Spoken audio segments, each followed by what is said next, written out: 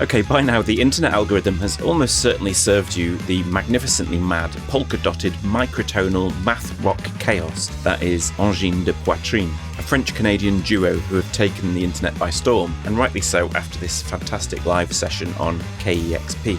If you're interested in learning about the microtonal part of this performance, the 24-tet guitar and so on, David Bennett has you covered there. He's got a great video on all that. I'm here because I've seen a few dodgy rhythmic analyses of this performance floating around the internet, and as a classical composer who uses these exact kind of rhythmic mind games all the time, I feel like I must correct the record. And also, I'm officially committing to wearing polka dots to all my future premieres.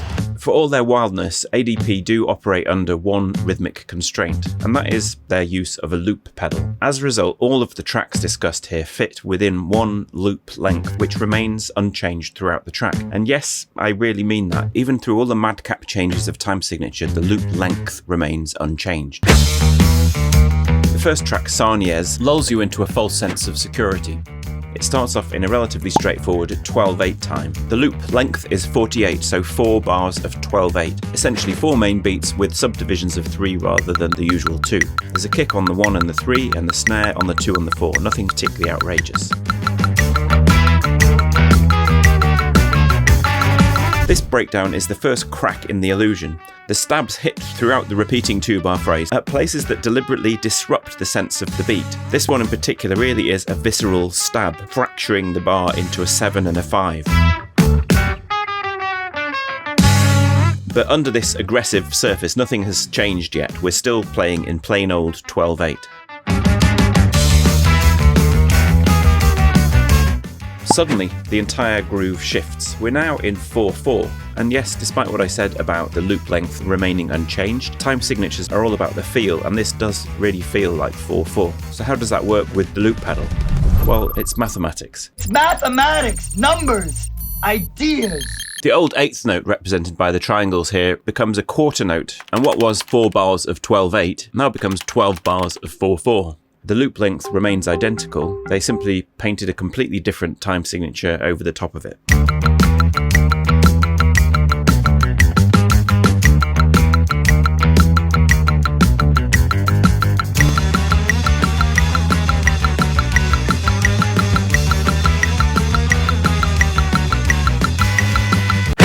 Next up, my favourite track, Mata Zyklek.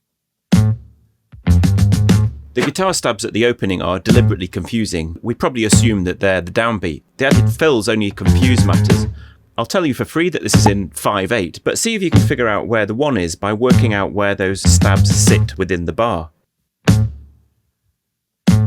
Well, the stabs are actually on the last 16th note of the 5/8 bar, with the 1 just after it. Talk about Kaiser Sose levels of misdirection.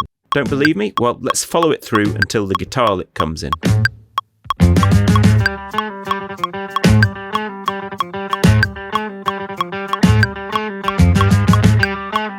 And now you can hear that what was the stab has now become the snare at the very end of the bar. Within the 5/8 you have various ways of handling the drums. This version comes as close as it can to a conventional 4-beat pattern, but then fills out the 5th beat with 2 16th notes on the kick and the snare, so it feels a bit like a 4/8 plus 2/16. Here again, the stabs dislodge the sense of the bar with an apparent downbeat in the bass on the 2. Now we seem to have entered a more standard rhythm with a 2-beat kick and snare pattern on the drums. But listen to the guitar and you realise we're still in 5/8.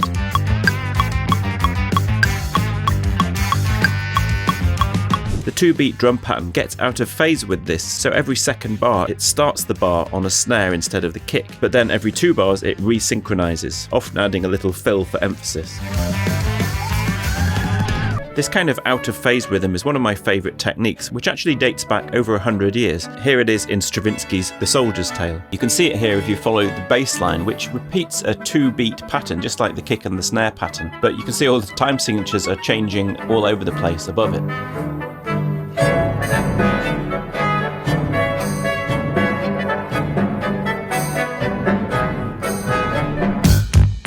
Again, in this section, there's 2 bars of 5/8. I love this bit. The first part of the pattern that's built up on the guitar comes in on the offbeat, once again undermining our sense of where the downbeat is.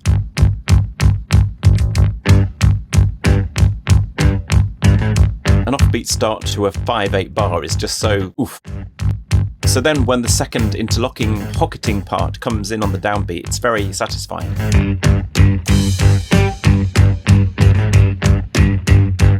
And this 2-bar 5/8 phrase continues to the end.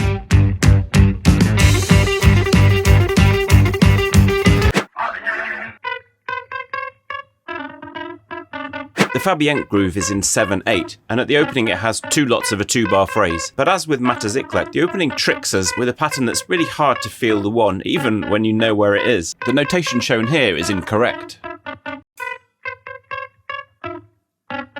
It's actually this.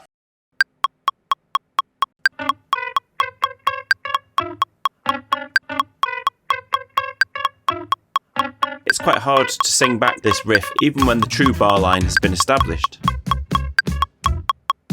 Here's the moment it is finally uncovered.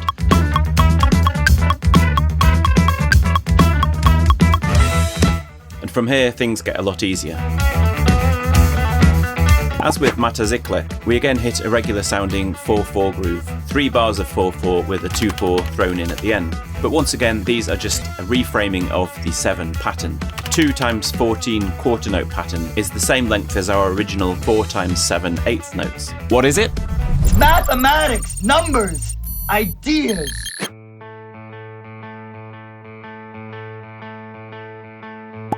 The final Sherpa song is somewhat more straightforward. We're actually in a straight 4/4. The only ambiguity here is because of a 3-beat pattern that extends right across the 4 bars, only resolving at the very end.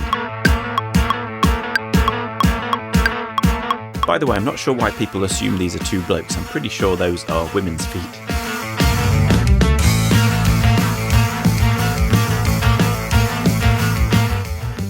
By the time we get here, the upbeat on the bass just adds to the sense that these are kind of 3/16 phrases.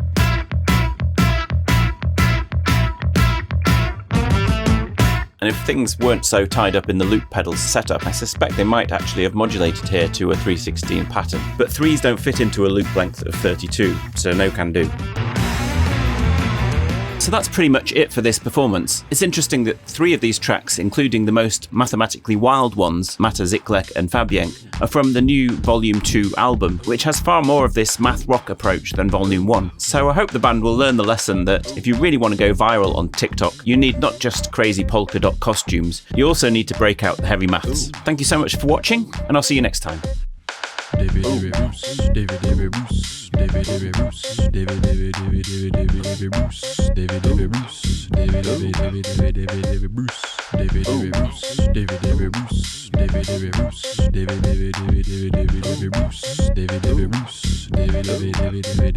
Bruce.